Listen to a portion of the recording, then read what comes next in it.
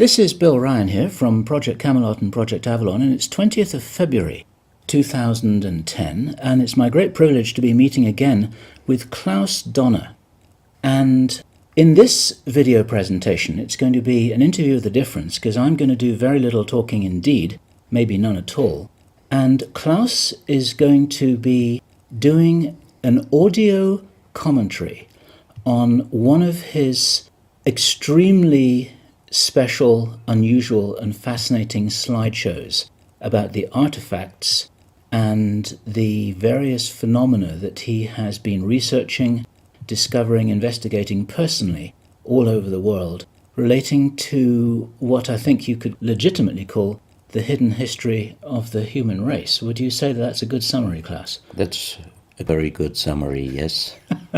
So I'm going to step back here, and what follows now, just kick back and enjoy this slide presentation, and Klaus is going to take you through his own journey. You can accompany him on his own journey through his own discoveries. And take it away, Klaus. What are we looking at here? I can see an array of pyramids. What's the significance? The significance is that you can find pyramids all over the world on each continent. And the question is, when and who did build those pyramids? Why many of those pyramids all over the world are looking very, very similar? Another question is, did there really exist a global civilization? And I think many of our researchers are really telling us that once upon a long time a global civilization existed. But how many thousands of years ago, we don't know.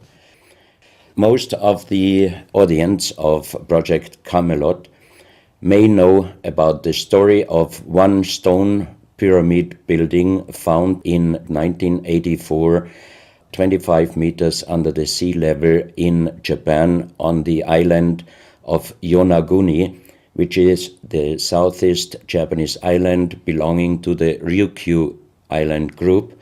And there is still a struggling of some international archaeologists who are saying that these monuments were done by nature. But my friend Professor Masaaki Kimura did several years since then researches not only on this monument, but also he found several others close by. On the right side down you have a model, and one thing nature is definitely not doing on top of two platforms of this monument.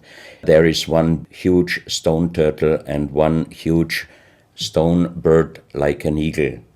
Nature is doing many things, but not such a precise, perfect monument. And the question is, where are all the stones? If nature would have done it broken down, where are those stones? There are also streets, and there was also found a stone stadium like a Roman Colosseum with stone seat rows and stone stairs. Nature is great, is doing many, many great things, but not such perfect buildings. Here you have the huge stone turtle, and you can see also how small is a diver against this big monument. Here you have one street with stairs going up. Here again a very close-up picture just to recognize the size of this huge monument. Here you can see some world maps. On the top, on the right side, you can see the Piri Reis map, which was used already long time before Christopher Columbus came to America. And you can see how perfect this map was already in the beginning of the 16th century, showing part of Europe, of Spain, Portugal, part of Western Africa, and also part of South America. We do not know until now who was able to make such a perfect map already centuries ago. And on the rest of the Piri Reis map, which we do not show on this picture, you can also see the Antarctic without ice. In 1956, researchers found out that the Earth under the ice mass at the Antarctic is exactly like the Piri Reis map was showing. So this Piri Reis map should be at least older than 10 to 12,000 years. But the next question would be, who was able to make such a wonderful world map? On the left side, on top, you see Atlantis, done by Athanasius Walzemüller, and the map is the other way round. He did it the other way round, and you can see the continent between Europe, Africa, and also America. And you can see on the left side down different sides of a huge stone world map. This stone world map was found in 1984 while gold digging in Ecuador in an underground tunnel system with other 350 artifacts which do not really fit any known and existing South American pre-Columbian culture.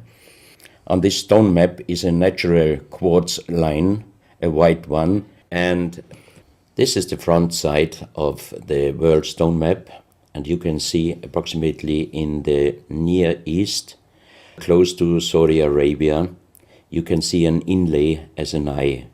And from this eye to the right and to the left is a natural quartz line going on the right side over India, Thailand, and also there is a long island on the right side, which Professor Kimura's research gave him the statement that from the northeast Japanese island until far down after Taiwan, once there existed a huge continent.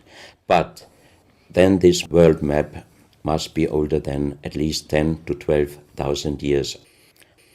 And here is the back side, and you can see on the right side coming the quartz line passing in the Atlantic, a continent, Atlantis, which in our days does not exist anymore. Then the white line is crossing part of South America, and here you have a close-up, and you can exactly see the Bay of Guayaquil, an inlay going up to north, and a round inlay showing exactly the place where there were found those artifacts, and there is also the best quality water worldwide existing.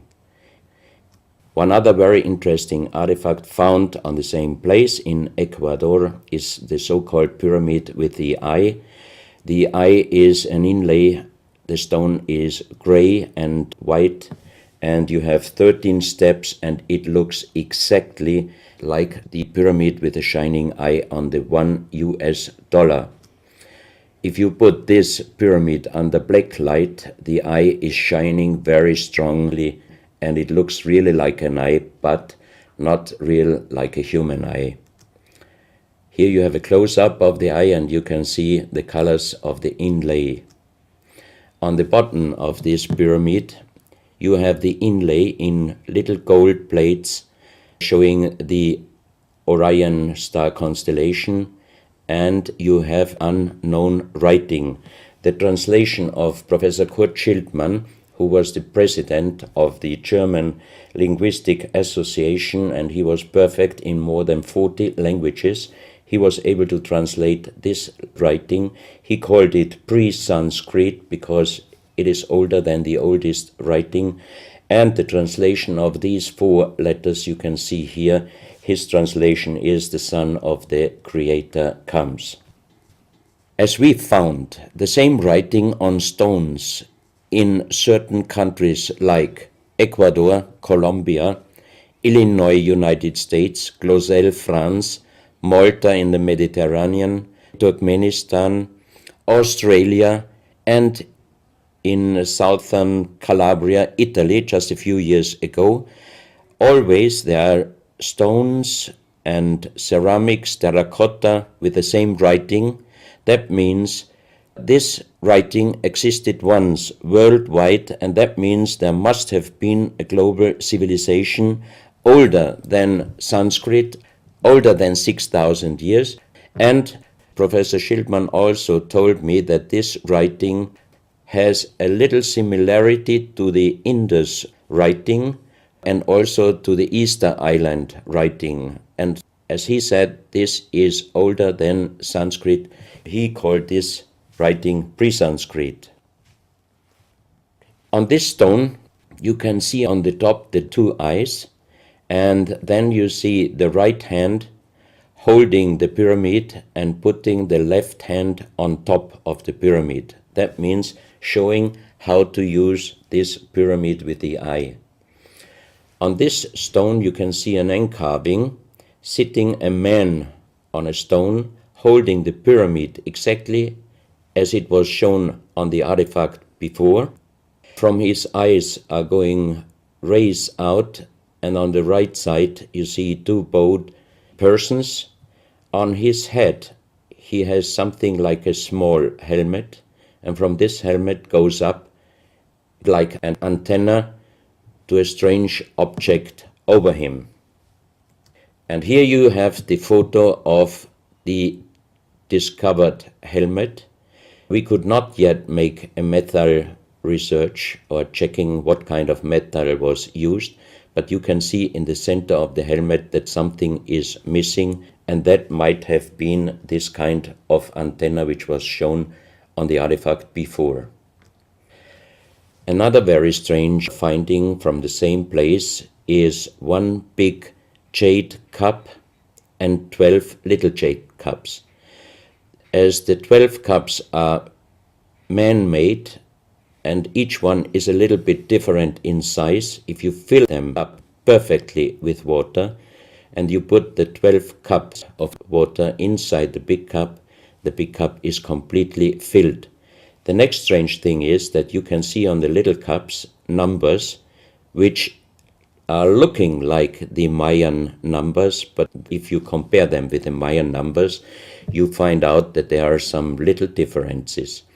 And on the big cup you can see a perfect inlaid star constellation, also showing the Orion and other stars. And inside the big cup it is very, very magnetic, and outside the cup nearly nothing. Professional geologists are saying this is impossible because if a stone has metal particles inside the stone, it must be same magnetic from both sides. Here you have a close-up of the big cup and you can see a perfect inlay of star constellations, and they are shining very brightly if you put black light on it. Here you have some small cups that you can figure out more clearly the style of the numbers inlaid in a strange material also shining under black light. That's another piece, a jade plate with the same star constellation inlay like on the big cup, and two persons facing the sky, and on the next picture you can see that also the eyes of these two statues and the star constellation is shining very strongly under black light. This was once a hard-formed brown stone, changing the color in the center of the stone into black, which usually in nature does not happen. And you can see, if you look very close, you can see a face with closed eyes, with a mouth, the nose, a long beard and long hair. On the left side, the face and also the stone is broken. This is the reverse side of this stone. You can see a spiral and a triangle. The center of the triangle is very magnetic, also shining under black light. Here we have the backside of a cobra. The cobra never existed in South America, but this one was found at the same place.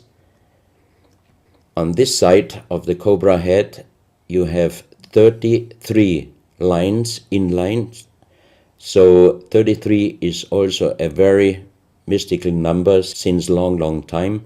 And on the left side and right side you have 7 points inlaid, and maybe these are the chakras.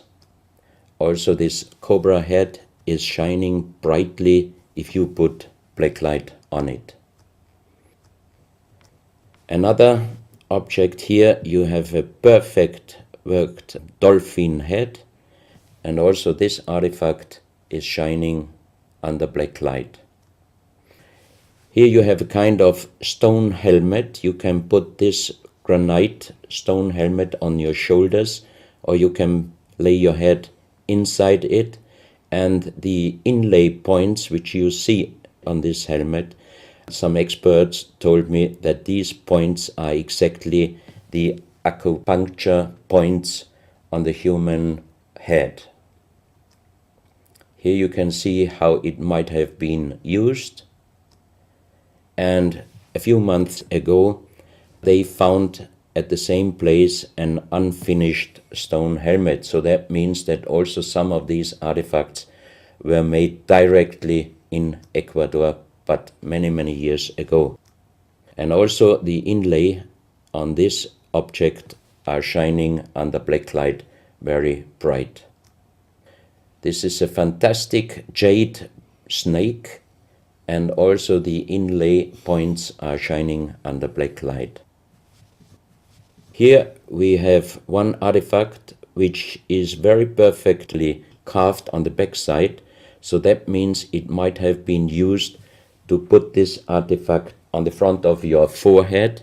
You can see the two eyes inlaid, and on the reverse side you have the so-called third eye.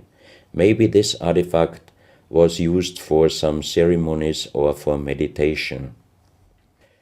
Here we have a jade plate with an inlay of a spiral, also shining brightly under black light. Another one, you can see 7 rings inlaid in the jade plate and also shining under black light. Maybe this also could be a presentation of the 7 chakras. Here is one of the ceramics found there. It's a great masterpiece, and the question is, how can you make this artifact out of one piece of ceramic? Here we have another pyramidal stone found also in Ecuador. On top you see the pyramid with the eye, and you have down several spirals and symbols. Some of them are very similar to the churchward Nakal plates, which he found 1880 in India, and the translation was talking about the sunken continent of Mu. This is a marble with another inlay of a spiral, also shining very brightly under black light. Another stone in a pyramidal form with an inlay of an eye.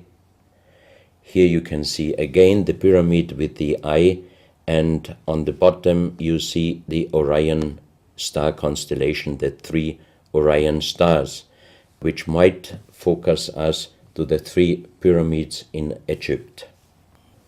Here you have a ceramic statue. You can see the style of sitting is not real pre-Columbian style. It looks like the lotus seat from Asia. On top of this statue you have a head with some points, and it looks quite similar to many of the Buddha presentations. He holds a snake in his mouth. The snake is a very, very mystical and very often presented object. So that means this statue is not from any existing or known pre-Columbian culture. Even the next one, you can see that how this statue is sitting, it looks more the direction of Asia. On top of his head, again a very strange head, and in the center you can see like the head of a frog. Also the frog is a very mystical animal in old South American pre-Columbian culture, but also in Africa and also in Asia. Here another ceramic statue holding a kind of plate in his left hand, and it looks also not really pre-Columbian culture. This another very strange artifact holding a stick with a snake. Again we have the snake here, and the question is where and who this statue was done. This is a photo of the Altiplano in Bolivia.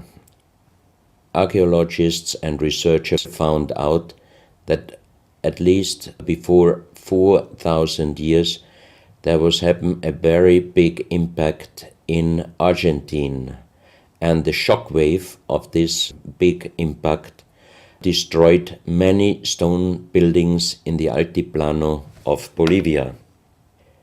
You have here a picture of Pumapunku, a very strange place close to Tiahuanaco in Bolivia, and you see tons of stone plates with perfect work on it destroyed. Maybe this was the reaction to the big impact in Argentina. Here you have my friend Giancarlo Bonfanti, Italian researcher, in the center of the so-called Sun Gate in Tiahuanaco in Bolivia, and some researchers write that the figurines on top of this side of the Sun Gate are showing the Venus calendar. Here you have one of the big stone plates from Pumapunku, and you can see how perfect this stonework was done. And the question is, could you do such perfect work with simple tools? Close to this area, they found skeletons with a size of 2.6 meters. And the picture on the top shows you the skull of one of these skeletons, and it looks like it is deformed, but definitely these skulls are not deformed. They are natural style, like an egg. On this photo you see how strong the jaw of those skulls were. This is a front view, and the most interesting photo is this one, because you can see that the top of the skull does not have the three plates which we have as Homo sapiens, and that shows us that these skeletons are not Homo sapiens. What we might be able is doing a DNA check and an age dating on these skeletons, because we are very much wondering what kind of humans did exist long time ago and how long ago. On the next pictures I show you some artifacts found close by the real giants, and when I first time got this mask in my hands, I tried to look through the two eyes. At that time I didn't know that they were belonging to 2.6 meter skeletons, and I was just wondering, why did they make masks where you can only look out from one eye? But after knowing that those people were over 2.5 meters, I could imagine that their skull was of course bigger than our skull, and that's why these masks were for us oversized. That's another mask from Bolivia, another one with very wonderful encarving, many spirals and many symbols, which we also found in many other cultures. This is a very heavy stone figurine, and again here you can see on the top the head of a snake going down on his backside. This is the reverse side. You can see again the snake. So that means the snake must have been a very, very important animal in the past of our history. Here you can see a stone flute. The strange thing is that the vibration of the sound of these stone flutes is exactly the same as our brain waves. So that means maybe those flutes were used for meditation or for healing purposes. And each two holes are connected perfectly with each other. That means you can make perfect holes into this very, very hard stone, but how you connect with simple tools the two holes on the bottom, this would be even in our days a very difficult work to do. Because it's in the shape of a U and it curves around inside the stone. That's right. And with simple tools you are definitely not able to do such a work. And even the holes are very precise. This is the form of a boat, and you have 3 flute pipes at the end. Here you can see how perfectly they were made. This is another flute, very small. You can use it only with very soft blowing, and the sound is like the sound of the dolphins. This is an artifact where we do not have any idea for what purpose it was used. Now we are in Colombia. On the next few photos, I show you very strange artifacts from Colombia in South America. The most famous industrial designer and architect in Colombia, Professor Jaime Gutierrez, is collecting strange artifacts from his country already since centuries.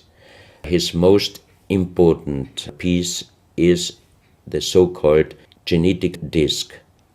Here you can see a disc made out of lyddite, a very hard stone. It's nearly the same hardness as granite, but the structure of lyddite is like leaves, so it would be quite impossible to make the same disc in our days out of the same material. The diameter of this disc, we call it the genetic disc, is about 27 centimeters. And on this disc you have several things presented which usually you can only see with a microscope. For example, on the left side, around 11 o'clock, you can see one egg, human egg, without, and another with spermia. On the right side, at approximately 1 o'clock, you can see some spermias, and then you have several very strange presentations which we could not explain. But here on the left side you have a microscopic photo from the inside of a lady done by a Swedish photographer, and you can see that the egg without and with spermia looks exactly like the presentation on this genetic disc. On the reverse side you have on top several presentations of fetus in different size, different age, ending up with looks like a little child. You see also at the end of the plate around 6 o'clock female and male, and also on the right side around 9 o'clock you can see the presentation of man, woman and child. But the strange thing is how they present those human-like heads. Here you can see a knife done by the same material, lyddite. On top of the knife, on the handle, you have mother's head. Beyond you have the child's head, and the umbilical cord is going around the neck of the child. So that means this knife would have been used to cut the umbilical cord, saving the child's life. This is a close-up mother, child and umbilical cord. This is an instrument. It might have been used for helping the child coming out, leaving the mother, when there were some complications. And it is also made out of the same material, lyddite. You have here the vagina and the child's head coming out, and on the reverse side you can put only your thumb inside. That means you can only use this instrument with your fingers, meaning you cannot use power. So that means it might be safer helping the child leaving the mother than our instruments we are using in our days, because sometimes the modern instruments, while being used, can damage the child's head. This, we think, is a medical instrument. It is also lyddite, and it's a perfect form. Another one, and these are other ones, they are very much smaller than shown on this photo. And when we did a material check in Vienna, the most expert worldwide checked those pieces. First of all, the material. Each one is done with lyddite, and the form itself, he checked them, and finally he said, I cannot tell you how they were done, who did they make, but the only thing I can definitely tell you, from the same material in our days, we cannot make the same instruments. So how old they are, we do not know, but as they were found in Colombia and they do not fit any existing pre-Columbian culture, we must consider that those artifacts are at least older than 6,000 years. But we cannot explain what kind of technology they did use to be able to make such instruments and such tools made with lyddite.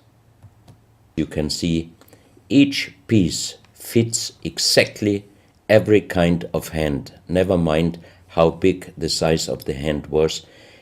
Each instrument, each tool fits exactly each hand which was using those instruments. This face looks a little bit like the Maui, the big stone statues from Easter Island. Here you have a close-up. This, in joking, I call it the dentist chair. Perfectly done, but again, same material, lyddite. And the strange question is, why, if they could make such perfect figurines out of this very difficult material, why did they show the human face always with big round eyes and a little nose and a big mouth? There is no real explanation possible. This is again one piece from Colombia, lyddite. On the front side you see the mother holding the baby, and on the back side you see the man with armors, most probably for hunting. This stone figurine was found in Colombia. It looks exactly like the Maui statues from Easter Islands, but it is only about 30 centimeters in size.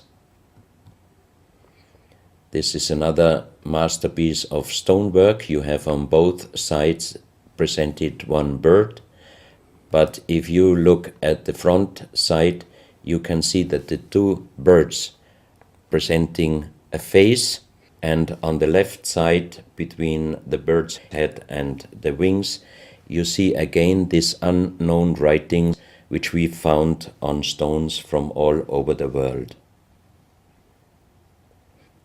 This is the mother holding a child, very strange face, and it's a kind of jade material.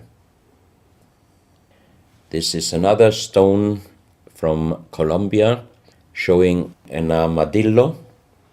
On top of the armadillo you can see a strange face with long ear and two horns on top.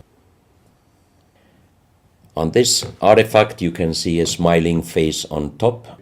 You have two triangles on this side, and on the other side, on the right side, you have a face. Again, the animal face on the right side, and some unknown symbols. And on the bottom of this object you see an animal, looks like a crocodile.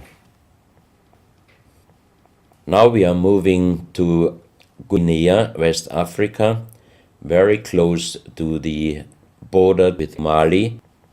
They found on a huge granite mountain the half portrait of a lady done in granite stone, and the size of this statue from top of the head until the middle of the torso is exactly 150 meters. So this is a real big question.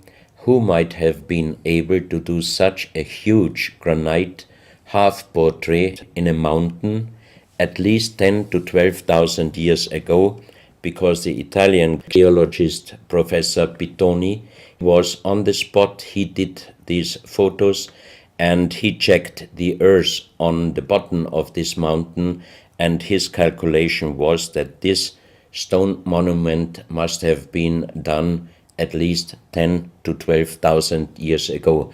But then we have the real big question: who could have been able to do such a big stone monument? Even in our days, it would be impossible, or at least it would cost so much money that it would never be able to do. And if you look at the close-up of the face, some experts told me that this face definitely is not European, but also, of course, not Black African. It must be either South American or Asian culture. But then again, we are at the point 10 to 12,000 years ago. It might be the civilization, the lost civilization from Atlantis. Close to this area in Sierra Leone, Professor Pittoni was in charge of diamond excavations. And as he heard in this area a legend about Allah was angry with some angels, and he put them into stone and throw them to the earth. He put the sky, also made it into stone and throw it to the earth, and he put the stars and threw them to the earth. The legend says that the sky you can see on this stone, they call them sky stones, sky blue stones found in this area under the earth. And we did research in Vienna. This is definitely artificial stone. It's not a natural stone, and all the material could be found, but the only thing they could not inform us is what kind of color did they use to get this real sky blue color. The stone figurines found from 20 meters down to even 50 meters. Professor Pittoni always took some organic material from the finding place, and the age dating of those stone artifacts are from 2,500 years up to the oldest one, 17,000 years. Here you have a granite stone, so-called nomoli, stone nomoli, with very nice encarving. Here you have a man sitting on an elephant, as there are also the legends of giants all over Africa. You know how big is an elephant. It's a wonderful stonework. It's very hard and very heavy. There are also some artifacts showing half human or human with the head of a reptile, holding a kind of pot in their hand, and they could put something inside this pot, and also on top of several nomolis there is a hole for putting something inside, and most probably they were used for ceremonies. Here you have a kind of animal. It looks like a dinosaur, and when Professor Pittoni found this statue, it was making a strange noise. So he opened the statue, and they found inside the small black ball you can see on the bottom of the statue, and this was iron material. When we did the research on this artifact, and especially on this metal ball, next morning the professor called me and told me that somebody must have done a bad joke to me. I asked why, because the result of the research was this metal material is chrome steel, and chrome steel was found first time at the beginning of the 20th century in Austria. That means it was impossible inside a statue with the age of approximately 17,000 years. But when I called immediately Professor Pittoni, he was laughing and he said, I'm a geologist. If a statue is making a strange sound, I do not open it just right away, but I did several X-rays, and you can see here on the right picture one of the X-ray photos, and you see that inside the closed statue already the round ball, the chrome steel ball, was existing. On this X-ray photo you can see exactly, and also Professor Pitoni saw, that this statue in former days already was opened but perfectly closed again, and he called a specialist who opened it exactly concerning this photo, the small stone ball which was closing the hole inside, and you can see that the metal ball was already existing. Some of you might have watched several pictures, photos on the internet of giant skeletons found in desert, in India, in China and other places. Most of those photos were competition photos to present Photoshop. Perfectly done. I also was quite impressed when I received first time one of those photos, but these photos I'm showing you now, they are definitely not coming out from a Photoshop competition. These photos are real skulls and skeletons. This skull was found in a tunnel system underground in Colombia. The skull is dated up to 11,000 years. The skull is bigger than normal skull, and the front teeth of the jaw are lined up in a different way than our teeth. Something that occurs to me here is that there's a very strong, pronounced jaw. It's a very prominent jawline, very prominent chin. And here you see a photograph that was shown to us by a Project Camelot insider. Now, this isn't a real photograph. This is a scene from the old Arnold Schwarzenegger movie Conan the Barbarian. And what you're seeing here is a special effect on the actor James Earl Jones. The critical thing here is the shape of the jawline. Our witness, who had spent time with the Anunnaki in real time, in the present day, said that one of the things that characterizes them, besides their size, which he says was 8 or 9 feet tall, he said they're very large and they're very strong and they look larger than that, but that's round about their height, which matches exactly the 2.6 meters that Klaus has been talking about. He said it's a very prominent, strong jawline, and this is what strikes me about these skeletons, these skulls here that we're looking at right now. Didn't know. No, you need to know this. Back to Klaus.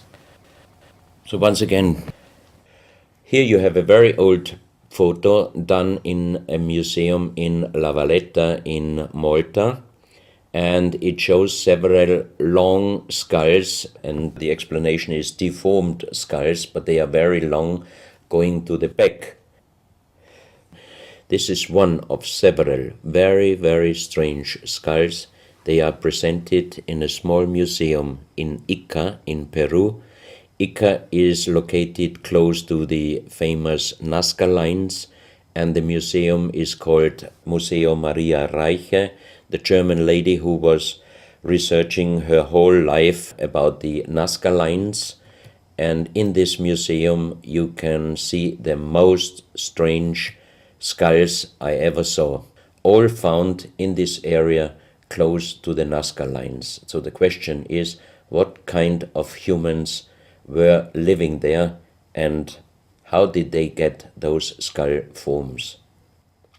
And especially this one, definitely several doctors and experts told me it would not be possible to create such a kind of deformation, because through deformation you do not get the double bone material on the skull, and on this skull even you have particles of the skin and hairs, and I think it would not be difficult to do a age dating and especially a DNA analysis of this skull. On this picture, I show you some legendary skeleton forms of giants. In the year of 1964, in the south of Ecuador, in the province Loja, there broke down a part of a mountain platform, and Father Carlos Vaca, who was working as a priest in hospitals, he was called to this place and he found the broken bones of a giant. Good. Well, Klaus, I asked you if you would take us on a journey, and for the last nearly an hour, I think it is, you've taken us on a fascinating journey not only around the world, but through time, back as long ago as 17,000 years. And it's a real reminder of how little we know about what our history really is. These are important pieces of an important puzzle, and you're doing an enormous amount to raise people's awareness of what it is that we're not shown in many museums, what it is that we don't read in anthropological textbooks, and what it is that many university professors still refuse to recognize. And thank you so much for your part in helping to raise our own understanding of our history on planet Earth. Klaus, thank you.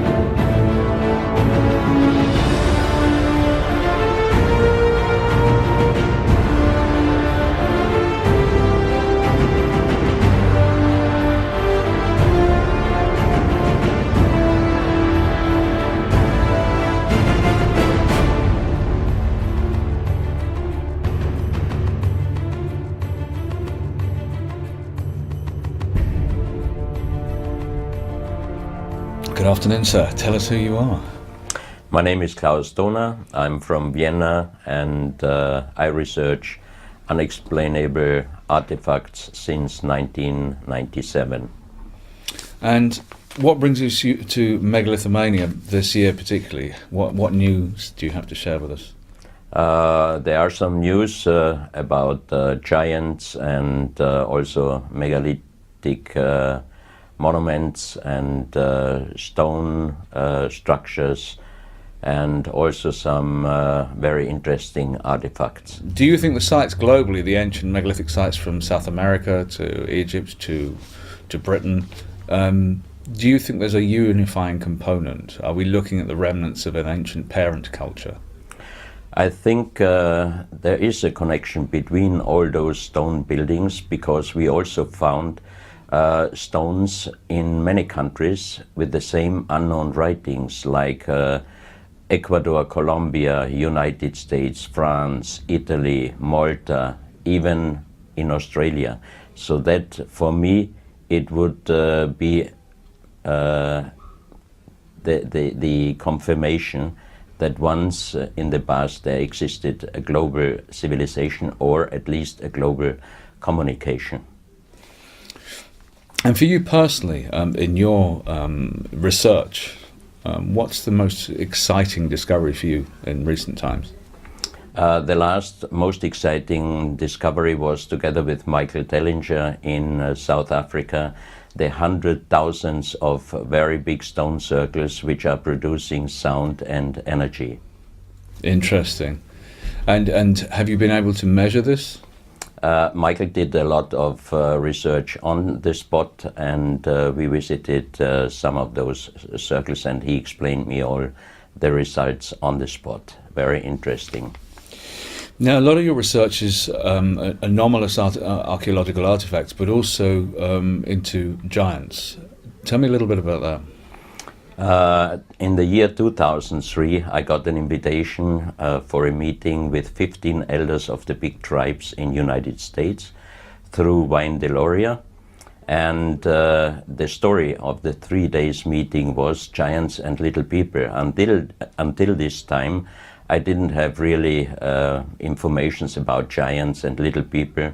And from that day on, more and more informations came up, and in the last years I could collect many informations and even artifacts which definitely prove that giants and little people existed in the past.